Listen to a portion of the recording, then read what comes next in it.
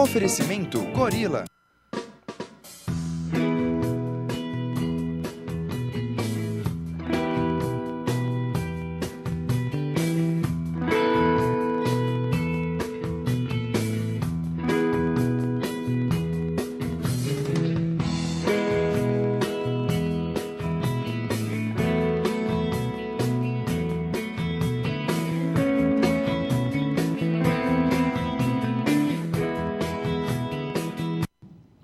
Muito boa tarde, estamos começando pela Just TV mais um programa Tintim por Tintim ao vivo.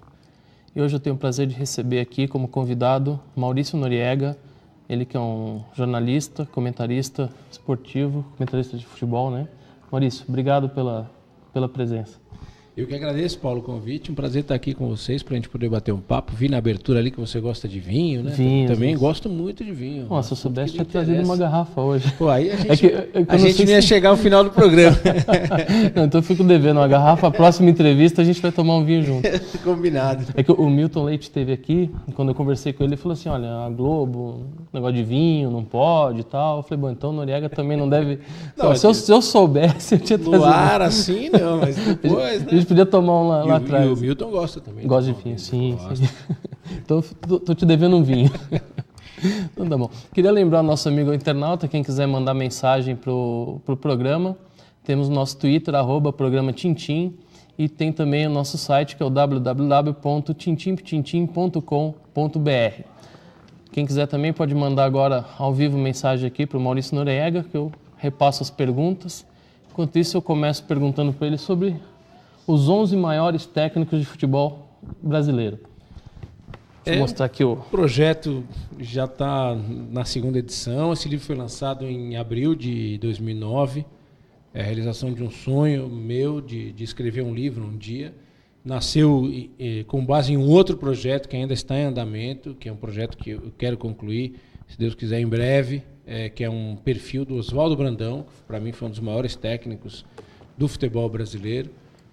Numa conversa sobre esse livro do Brandão, pintou o convite para fazer esse outro livro, pela editora Contexto, professor Jaime Pinsky, e aí o Brandão está incluído nesse livro, e ele me lançou esse desafio de começar um projeto de comprar uma série sobre futebol, os 11 maiores, né? Começando pelo técnico, os 11 maiores técnicos, depois tem os 11 maiores goleiros, tem o livro que o Milton escreveu dos 11 maiores centroavantes, também ele escreveu das seleções, né, as maiores seleções brasileiras, o Mauro Betti fez as maiores seleções estrangeiras de todos os tempos, e foi muito legal, foi um desafio bacana, felizmente tem dado um retorno maravilhoso, vendeu muito bem para um jornalista que escreve um livro pela primeira vez, numa área que agora começa a ganhar um pouco mais de repercussão em termos de literatura, que é o esporte. Eu fiquei realmente muito feliz. Você demorou muito, parte de pesquisa? Quanto tempo você demorou para escrever o... Entre 15 e 18 meses. Assim, tudo isso? 15 e 18 meses? 15 e 18 meses do dia em que a gente conversou e fechou. Vamos fazer o livro? Vamos fazer o livro.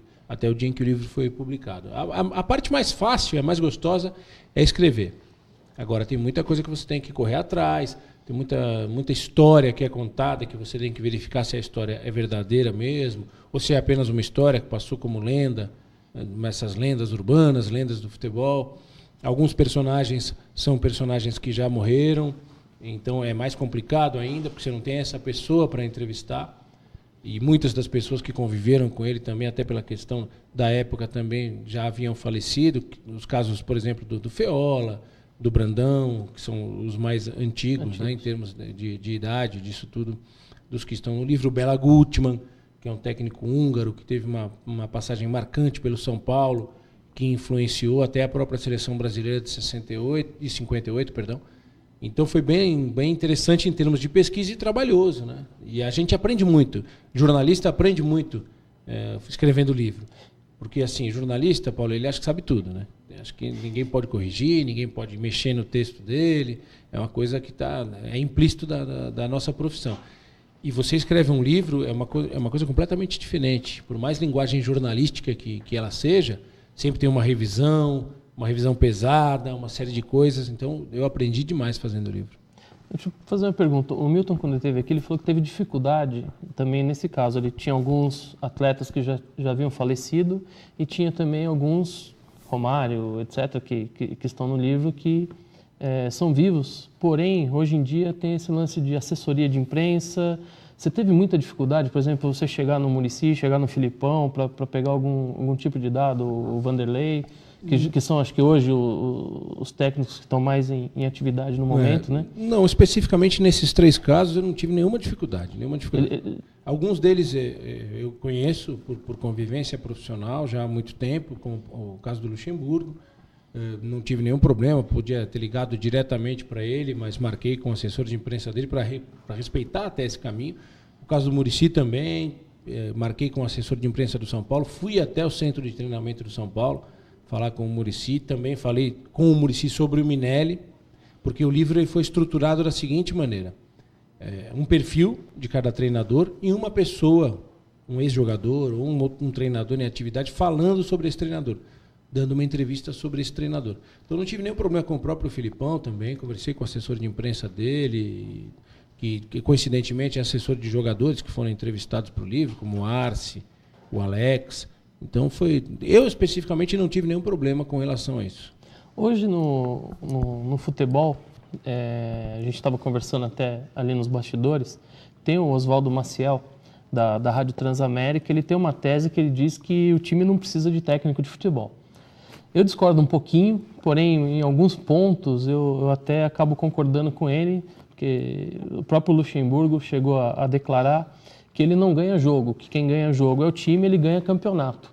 Você que conviveu aí com os maiores treinadores ou pesquisou a história de treinadores antigos, qual que é a sua opinião em cima desse tema? Eu tendo a achar que a tese do Luxemburgo é uma tese muito próxima da realidade, de que os jogadores ganham os jogos e os técnicos ganham os campeonatos. Claro que a gente não pode determinar a participação exata de cada um, dizer que só os jogadores é que ganham os jogos e só os treinadores é que ganham os campeonatos. O que eu acho que acontece hoje, especificamente hoje, no mundo do futebol, a questão do marketing pessoal, hoje é uma supervalorização da importância dos treinadores. Eu acho que se você pegar um time fraco de futebol, um time limitado, se você der para o José Mourinho treinar, ele não vai fazer nada com aquele time. O time precisa ter um mínimo de qualidade. Por melhor treinador que ele seja, ele vai esbarrar na limitação técnica dos jogadores. E às vezes há treinadores também bastante limitados que acabam conquistando campeonatos pela qualidade dos jogadores, pelo que o time tem. Então, não tem uma fórmula exata para isso. Às vezes o bom treinador acaba sendo, o treinador útil para aquele momento, Paulo, acaba sendo um treinador que atrapalha pouco. Que percebe... O Luxemburgo não era Parmalat, por exemplo, que ele tinha uma seleção na mão, ele como bom treinador, ele conseguia fazer um bom trabalho. O caso que você citou de treinador, você tem exemplos de pegar grandes equipes, ganhar com grandes equipes, ele foi campeão com o Bragantino também. Contra o Novo Horizontino. Que não era um time que era ruim. Do Nelsinho, não era um também time era ruim. Um time bom. Só que ele soube transformar aquele time sem o peso de uma camisa, sem a história, sem a tradição de um time grande e foi campeão. O Filipão, por exemplo, ganhou uma Copa do Brasil com o Criciúma. É um fato praticamente inédito na história do futebol Mano brasileiro. Fez um trabalho lá no Sul muito 15 grande. de Campo Bom, levou até uma semifinal de Copa do Brasil. Claro que ali você vê a qualidade do treinador, mas os times eram bons também. Porque se os times não fossem bons, eles não chegariam até esse patamar, né? Lembra do Santo André, campeão da Copa do Brasil, do Paulista, campeão da Copa do Brasil. Foram talvez os melhores times dessas equipes na história. Então acho que tem que ser um conjunto de fatores. Acho que o treinador é importante para observar, ter o conhecimento técnico, tático, do que ele pode tirar daqueles jogadores. Agora, milagre ninguém faz. Você não dá a seleção da Albânia para pro Vicente Del Bosque treinar, ele não vai ser campeão do mundo. E em termos de Copa do Mundo, você acompanhou a Copa lá junto com o Milton, praticamente acho que em quase todas as narrações vocês fizeram uma dupla lá, né? Todos os jogos. Inclusive a final também, né? Abertura, final, foi bem legal. Eu acompanhei bastante o trabalho de vocês e eu queria fazer uma pergunta agora voltada para a seleção brasileira. Dunga, na minha opinião, pecou em algumas coisas, não sei, o pessoal fala muito de Neymar, hoje a gente está vendo o outro lado do Neymar, não sei se de repente o Dunga já tinha sentido alguma coisa e por isso não o levou. Isso também é uma outra pergunta que depois eu vou fazer em cima do Dorival Júnior. Mas eu queria ver o seguinte, o Mano hoje já falou, por exemplo, o Ronaldinho Gaúcho tem chance na seleção brasileira. O Dunga podia ter levado o Ronaldinho, e semana passada o Ronaldinho arrebentou aí no fim de semana jogando um bolão. O que faltou para o Dunga? Porque o Dunga tinha um time, podia não ser o melhor que a gente tinha no Brasil, mas ele tinha um time bom. Agora, faltou a presença do treinador, a experiência dele como treinador em times menores, em campeonatos mata-mata, por exemplo, treinar um time numa Libertadores. Será que faltou isso para ele poder deslanchar com a seleção brasileira? Eu acho que o treinador, em qualquer modalidade de esportes coletivos, ele precisa ser um bom líder. Eu tenho isso. Eu fui atleta durante um tempo da minha vida, eu joguei voleibol, e eu acho que o treinador ele tem que passar alguma coisa para você, que você tenha confiança, que você possa acreditar no que ele está falando. Eu acho que isso é fundamental para qualquer equipe de trabalho. E eu acho que o Dunga não foi um bom líder na Copa do Mundo. Aliás, eu acho que ele foi um péssimo líder. Até o comportamento dele quando o Brasil é eliminado, se você lembrar, ele não entra no campo para dar um abraço num jogador, ele sai xingando Deus e o mundo, vai embora, batendo no muro ali, aquelas coisas todas. E eu acho que isso se reflete um pouco no que aconteceu com a seleção, de como a seleção vinha jogando bem, ganhando da Holanda por 1-0, toma um gol de empate, a seleção desaba. Naquele momento, a seleção tinha que olhar para o banco, e o Dunga é que tinha. Esse que eu acho que é o papel do treinador, de passar essa confiança, passar vamos que dá, vamos fazer o segundo, vamos ganhar o jogo. Qualquer que seja a orientação, mas o cara tem que saber para onde ele vai olhar. Porque o Dunga se abateu, né? Ele se abateu e sentou, tomou o gol, ele se abateu e sentou, todo mundo... Você percebe que eu acho que ele não teve essa liderança. Eu nunca fui um entusiasta da seleção brasileira do Dunga, embora tivesse muito respeito pelos resultados que ele conseguiu. Mas acho que não foi, ficou muito preocupado com essa história, vou fechar a seleção, isso aqui não vai ser uma bagunça, isso aqui não vai ser nada. As pessoas não sabem, não fazem ideia de como a seleção de 2002, que foi campeã do mundo, era uma seleção aberta.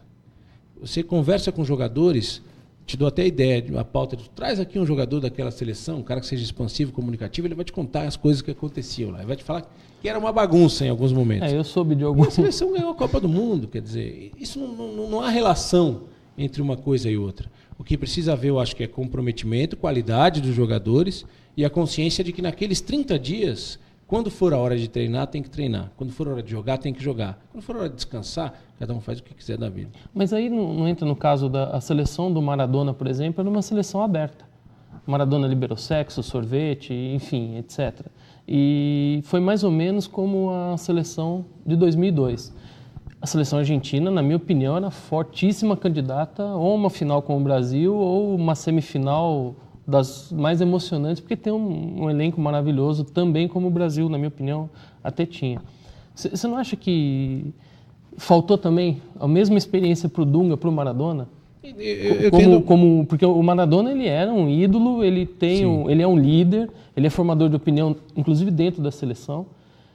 Só que, será que não faltou também para o Maradona a mesma coisa? Olha, vamos jogar uma Libertadores pelo Boca, se você for campeão, você vai para a Argentina, para a seleção argentina? Acho que eu concordo em parte com o que você coloca. Eu sempre critiquei o fato de o Dunga ser chamado para técnico da seleção brasileira sem nunca ter sido treinador. Eu acho que a seleção brasileira ela é o topo da carreira, ela não pode ser o início da carreira. Eu acho que ninguém sai da faculdade de jornalismo para apresentar o Jornal Nacional no dia seguinte. Ele tem que cumprir algumas etapas até chegar onde é o limite profissional dele, onde o talento dele vai levá-lo. No caso do Maradona, talvez tenha acontecido isso também. E outra coisa, o Maradona não é um bom técnico de futebol. Isso já ficou provado, né? Ele não teve a carreira como treinador de futebol. Isso as pessoas às vezes confundem muito em relação ao futebol. Alguém que foi um grande jogador não será um grande treinador necessariamente. Houve jogadores maravilhosos, craques fantásticos de futebol que não entendiam de futebol. Eles não sabiam o que estava acontecendo em campo. Eles tinham aquele talento, a habilidade, a técnica para jogar futebol. Para pensar o futebol, eles não tinham essa capacidade igual. Acho que foi o que aconteceu com o Maradona, que tinha grandes jogadores, mas tinha uma defesa fraquíssima, Sim. muito mal formada, e quando trombou com uma equipe de tradição e qualidade, que foi a equipe da Alemanha, foi atropelado. Legal. Chegou uma pergunta, curiosamente, aqui, em cima daquilo que a gente estava falando, sobre o Neymar. Na verdade, eu escrevi o Neymar, mas é Neymar, né? Qual a responsabilidade de um técnico no caso de um jogador indisciplinado? Bom, jogador indisciplinado aqui no Brasil também, a gente tem... Se a gente for lembrar nomes aqui, a gente tem inúmeros. Mas no caso, acho que mais recente, até o Fantástico fez ontem uma matéria em cima do Neymar, né? O que você acha aí, a sua opinião sobre o técnico Júnior? Porque há 6 meses atrás o Ganso falou, eu não vou sair, o técnico respeitou a opinião do jogador e realmente ele não podia tirar o Ganso ali. Tirou o André, que acabou de entrar. O Ganso foi sensacional. E agora o Neymar, eu acho que já estão se mascarando um pouquinho, até porque o empresário está, acho que, dando muita corda para ele, na minha opinião, o Wagner Ribeiro, que é o empresário dele, né?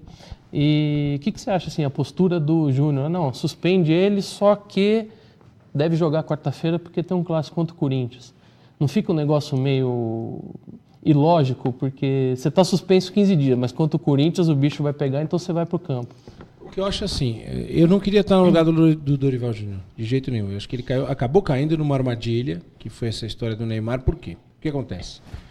O Santos fez um investimento absurdo para poder manter o Neymar jogando no futebol brasileiro. Então, não tem como. O Santos tem acordos, por exemplo, que ele não consegue cumprir atualmente com o Neymar, para que o Neymar tivesse um salário compatível àquele que ele ganharia na Europa. O Santos ficou de fechar cotas de patrocínio, a parte do seu patrocínio, e com esse dinheiro, o percentual desse dinheiro, pagaria o Neymar. Não fez, não conseguiu fechar esse tipo de cota de patrocínio, vai pagar do cofre do próprio Santos. Então, o Santos deu uma dimensão ao Neymar muito maior do que a do Dorival Júnior como comandante. Ele precisa mais do Neymar do que do Dorival Júnior, até pela questão comercial. Então o treinador acaba perdendo um pouco do comando. Ele não vai poder tirar o Neymar do time por 2 semanas, como talvez ele quisesse. Ele tem que tirar o diretor de marketing, o presidente do clube, chega lá e fala... Ó, e contra o Guarani ainda dava para... Né? Lógico. E acho até que por essa questão toda, desde aquele instante do Ganso, eu lembro do jogo, da final do Campeonato Paulista, até o Milton me pergunta naquele dia, e aí, Noriega, tá certo, tá errado, é falta de autoridade ou não? Eu falei assim, tudo vai depender do resultado do jogo. Se o Santos perder campeão, o jogo, vai cair o mundo em cima do Dorival Júnior. Se o Santos for campeão, vão achar que ele foi compreensivo, que ele não transformou algo pequeno numa grave crise. Infelizmente, o futebol é movido muito a isso. Depende do resultado. Tudo se analisa em função do resultado. Legal. Eu vou chamar nosso intervalo comercial. A gente já volta aqui com mais Maurício Noriega.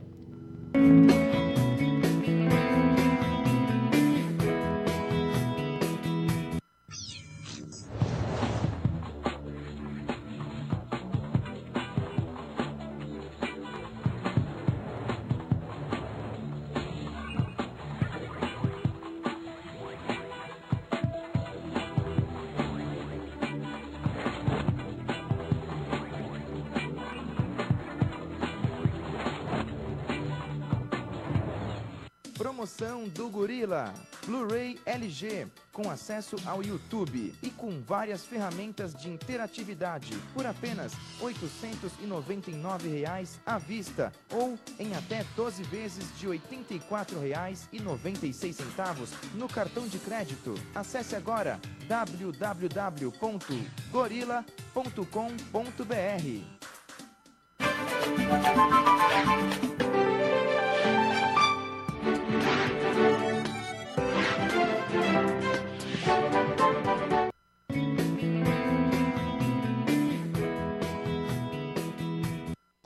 Estamos voltando pela Just TV. Hoje eu recebo aqui no Tintim por Tintim o comentarista esportivo Maurício Noriega. Noriega, 2005, 2006, 2007, você ganhou o prêmio Ford como melhor comentarista esportivo da Associação dos Cronistas, é isso? Sim, da CESP, que é a Associação dos Cronistas Esportivos do Estado de São Paulo. Fiquei muito, muito feliz na época, foi uma honra muito grande. É um prêmio muito tradicional aqui Você já estava na Globo, na Sport TV? Já estava no... Quando eu ganhei o primeiro prêmio, eu estava no Sport TV já. Quando eu ganhei o primeiro prêmio, eu estava só no Sport TV. Foi 2005. A partir de 2006 eu passei a trabalhar também para a Globo no Bom Dia São Paulo. Fiz algumas coisas, algumas participações no SPTV também. E no show do intervalo das transmissões de futebol da Globo. Você apresenta muito também o Arena Sport TV, né? Vira e mexe... Tá lá, Maurício Noriega. Eu tive a felicidade, que para mim foi uma escola maravilhosa. Eu já apresentei todos os programas do Sport TV, menos o Sport TV News. Ah, é? Eu já apresentei o Bem Amigos uma vez, já apresentei o Redação Sport TV várias vezes, o Tá na Área, o Sport TV Repórter e o Arena Sport TV. Então o Arena, inclusive, acho que a semana passada você teve lá. A gente faz um revezamento. Mas faz em São Paulo, é no Rio? Como é que... O Arena Sport TV é em São Paulo. É em São Paulo. Então o pessoal normalmente que vem para cá, então? Quando os convidados, alguém às vezes entra do estúdio, em Minas, por exemplo, tem um convidado da TV Globo Minas. Sim, mas a sede da apresentação é em São Paulo. Em São Paulo. Você começou como jornalista no estado de São Paulo? Não. Comecei meu primeiro emprego como jornalista foi na assessoria de imprensa da Federação Paulista de Basquete. De basquete? De basquete, isso já faz um tempo. Depois, o primeiro jornal que eu trabalhei foi a Folha da Tarde, que hoje é o Agora São Paulo. De lá eu fui para o Diário Popular, Diário de São Paulo hoje, né? Passei pela Gazeta Esportiva, pelo Você tem uma coluna, acho que às terças-feiras, é isso? Diário de São Paulo. Diário de São Paulo. Diário de São Paulo. Bem legal também poder estar trabalhando de novo no lugar onde eu trabalhei muito tempo, que foi o Diário, que eu tenho um carinho muito grande. Trabalhei um pouquinho na Rádio Bandeirantes, tive a oportunidade de trabalhar com a internet aqui no Brasil, que foi uma experiência também muito boa, num portal chamado Esporte Já. Foi uma iniciativa de um grupo de empresários mexicanos e americanos. Eu fui convidado para montar a equipe aqui, a parte de conteúdo, foi bem legal. E desde o final de 2002 eu estou no Sport TV. Legal. Chegou uma pergunta curiosa aqui do Caio, até mudando um pouquinho aí o enredo do futebol. Por que o treinador de vôlei consegue o máximo de cada jogador em uma derrota? Ele ou um dos principais um dos principais responsáveis, enquanto no futebol os jogadores não têm o mesmo respeito pelos técnicos. Isso é, a influência dos altos salários dos jogadores de futebol de hoje, porque são estrelinhas, e não o caso dos jogadores de vôlei, que com certeza tem um salário um pouco menor e não são tão assediados assim quando saem na rua e tudo mais. Olha, Caio, né? Olha, Caio, é preciso entender o seguinte, o vôlei é muito diferente do futebol. Eu joguei voleibol por mais de 10 anos. Eu gosto, adoro voleibol, entendo um pouco de voleibol. São jogos, são modalidades muito diferentes. No voleibol, por exemplo, não existe aquela situação de o Giba está arrebentando com o jogo. O técnico adversário chega lá para o melhor bloqueador dele, corre atrás do Giba o jogo inteiro, é impossível. Ele não pode passar por baixo da rede e segurar o Giba. Então não tem a questão individual no voleibol. O voleibol é extremamente tático, é um jogo em que o time precisa encontrar uma maneira de parar o melhor jogador do adversário, através do saque, através do bloqueio, do posicionamento. Então o treinador ele precisa pensar muito nisso. E o voleibol é um esporte muito mais de repetição do que de improviso, que é o futebol. Então o futebol tem essa complexidade e às vezes essa facilidade que o voleibol não tem. O futebol, o basquete, o handball, que é a jogada individual. No vôlei é impossível. O cara não consegue sacar, levantar para ele mesmo e cortar, atacar. Né? Ele precisa sempre de alguém para jogar com ele. Então, e o futebol já é diferente. Às vezes você pega times muito parecidos, um time muito bem treinado, contra uma equipe que não tem essa capacidade coletiva de jogar, mas um jogador acaba destruindo o jogo pela sua capacidade individual. Aqui eu acho que foi uma analogia com o Bernardinho, né? Que o Bernardinho, hoje a gente sabe que é um dos grandes responsáveis pela evolução do vôlei no Brasil, na parte de liderança, na parte até de estratégia, de tática. Ele aproveita, ele é um grande treinador, isso ninguém discute, só que ele acaba, é uma questão de encaixe de tempo, eu acho. Ele aproveita tudo que foi feito antes dele. Toda uma trajetória que foi construída por outros treinadores, por outros jogadores, que transformaram o voleibol do Brasil num voleibol topo de linha. Ele manteve isso, aprimorou. E está deixando essa equipe masculina no topo durante muito tempo. Atrás dele, depois dele, já vem mais gente, mais capacitada ainda. O voleibol brasileiro hoje é o melhor voleibol do mundo. Sim, não se discute. Então, um trabalho de muito tempo, ele rendeu frutos. Como tem o José Roberto Guimarães também. Conseguiu ser campeão olímpico com o masculino e com o feminino. Que é espetacular, outro grande treinador. Fala um pouquinho mais do seu livro, Os 11 Maiores Técnicos de Futebol. Pedi para o Nil focalizar aqui. Você está de folga hoje, Nil? Nossa, impressão minha. Bom, aqui a gente tem 11... Vamos relembrar aqui os 11... Vamos a eles. Oswaldo Brandão. Foi o primeiro. Para mim, o Oswaldo Brandão é um dos maiores técnicos da história do futebol brasileiro, seguramente o maior técnico da história do Corinthians e o maior técnico da história do Palmeiras, o que já serve para dar o cartão de visita dele, quem foi o Oswaldo Brandão. Fora que na seleção brasileira, entre outros, ele deu chance, revelou para a seleção brasileira, deu a primeira chance, Zico, Roberto Dinamite, um monte de gente, o próprio Rivelino, um dos primeiros a convocar, chamar o Rivelino para a seleção brasileira. Oswaldo Brandão, Bela Gutmann, foi um treinador húngaro que revolucionou o futebol brasileiro, trabalhou no São Paulo durante 1 ano apenas, mas teve uma influência decisiva, por exemplo, sobre o Vicente Feola, que é um dos treinadores, que foi o primeiro treinador campeão brasileiro do mundo, da Copa do Mundo. Deixa eu ver nas fotografias para eu lembrar todos aqui, que às vezes a memória falha. O Lula dos Santos, Luiz Alonso Pérez, um treinador... Foi um dos maiores campeões. O maior time de todos os tempos, né? O Zagallo, Rubens Minelli, um fantástico treinador, Enio Andrade, Minelli, outro deixa gênio. eu só cortar, o Minelli foi o técnico campeão em 75, 76 com aquele timaço do Inter, né? E depois com o São Paulo em 77. 77. Né? Ele foi tricampeão. Ele foi o primeiro a ser tricampeão de fato, né? E depois veio o Muricy, que foi treinado por ele, e a diferença é que o Muricy ganhou 3 títulos por um time só, pelo São Paulo, né? O Minelli foram 2 pelo Inter e um pelo São Paulo. E o Minelli tem outro, ele foi 4 vezes campeão brasileiro, né?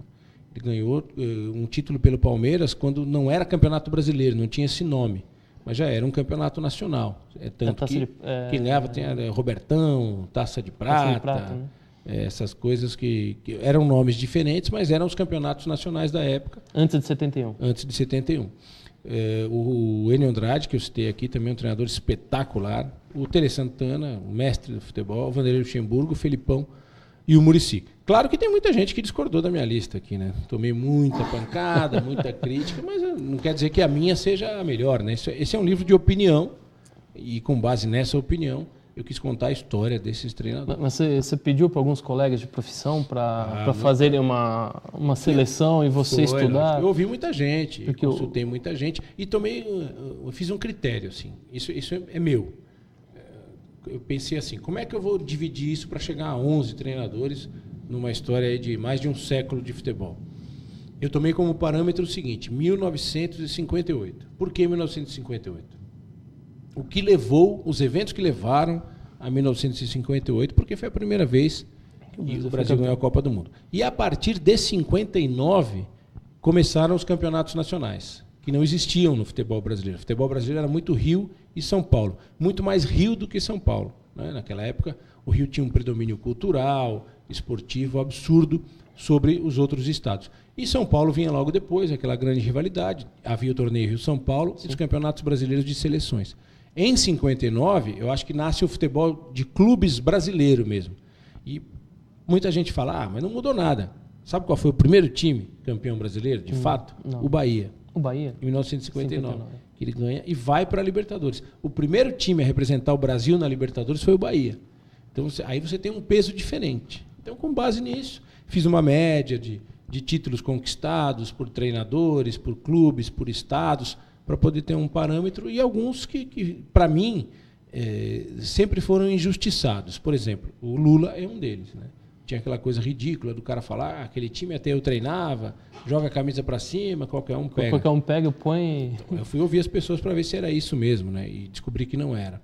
O próprio Zagallo, acho que é muito pouco reconhecido pelas pessoas. Quem seria o 12º treinador? Rapaz, eu acho assim... Se a gente for levar para os dias de hoje, seria o Mano Menezes? Eu acho que o Mano Menezes caminha para ser um dos grandes treinadores, sem dúvida, do futebol brasileiro. Assim.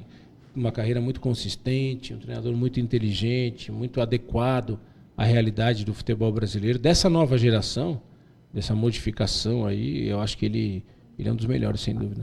Tá. Eu vou mostrar também aqui um outro trabalho do Noriega. Essa coleção aqui da Belas Letras, é isso? É uma editora de Caxias do Sul, no Rio Grande do Sul.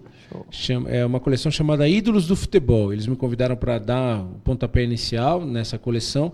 São livros voltados mais para adolescentes, para crianças, que contam pequenas biografias de jogadores importantes. Eles me convidaram para fazer exatamente os 2 primeiros, que seriam o Marques, que é um dos grandes ídolos, talvez o grande ídolo do Atlético Mineiro, e o Kleber, que estava num ótimo momento no Cruzeiro. Né? Quando foi lançado, o Kleber estava no Cruzeiro, porque também havia um interesse da Bienal de Literatura, de Bienal de Livros, de Belo Horizonte também. Então, tem essa ideia. Porque normalmente é um ano em São Paulo e um ano no Rio, né? As bienais são realizadas nas cidades, especificamente. Então, coincidia a época com o lançamento do livro com a Bienal de Belo Horizonte.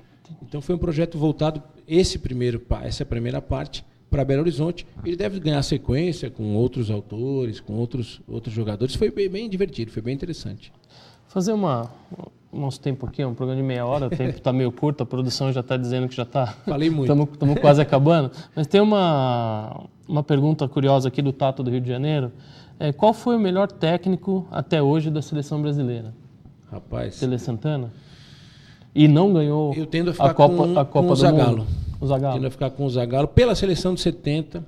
Aí muita gente vai dizer, mas quem montou aquela seleção foi o caso do Saldanha. Lula, né? Mas é o caso do Lula, né? Joga a camisa para cima, quem pegar, eu acho que o Zagallo fez correções na seleção brasileira em relação ao que o Saldanha montou, que foram fundamentais, né? Ele conseguiu botar no mesmo time Tostão, Pelé, Rivelino, Jairzinho, que eram todos, o Gerson, todos que eram os camisas 10 dos seus times. E acho que isso foi a grande sacada dele. E aquela seleção é uma seleção moderna, taticamente.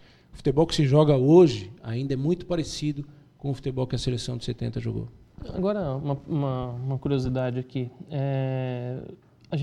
Você deve ter acompanhado também, 82, por exemplo, Tele Santana montou uma seleção assim, imbatível no papel, um meio de campo fantástico, e não foi campeão. O que faltou ali? Você acha que faltou uma liderança? Porque o Tele também não tinha aquela vibração de um Bernardinho no campo, mas era um cara enérgico, era um cara correto, né? O que você acha que faltou ali em 82, no termo o técnico Tele Santana, que ele não conseguiu ser campeão e perdemos para a Itália naquele 3-2? O que eu acho que faltou foi combinar com a Itália, só isso. Porque aquele time da Itália era muito bom também, jogou um jogo espetacular contra o Brasil, e depois de ganhar do Brasil, a Itália atropelou todo mundo que veio pelo caminho. Então, acho que foi isso. A seleção brasileira não que tenha feito um jogo ruim, que tenha amarelado. Ele fez um adversário muito bom, que naquele jogo foi melhor. O Cereza é crucificado até hoje, né? Sempre sobra para alguém, né? Tinha que sobrar para alguém, né? Sempre sobra para alguém, mas há lances, por exemplo, no segundo gol da Itália, ou no terceiro gol da Itália, se você reparar, o Júnior fica parado em cima da linha de gol, dando condição para que o gol seja do legal. Paulo Rossi. Se ele sai ali, naquela hora o gol seria ilegal, entendeu? Então não tem um culpado por tudo isso aí. O que eu acho é que a gente demora a reconhecer que aquele time da Itália era muito bom também. Legal. Maurício, muito obrigado por aceitar o convite, ter vindo fazer parte aqui do nosso Tintim por Tintim. Tá? As portas estão abertas quando quiser novamente. Vem tomar, não, tá convidadíssimo aqui a tomar o vinho. Queria deixar aí uma ótima semana a todos e segunda-feira a gente está de volta. Obrigado.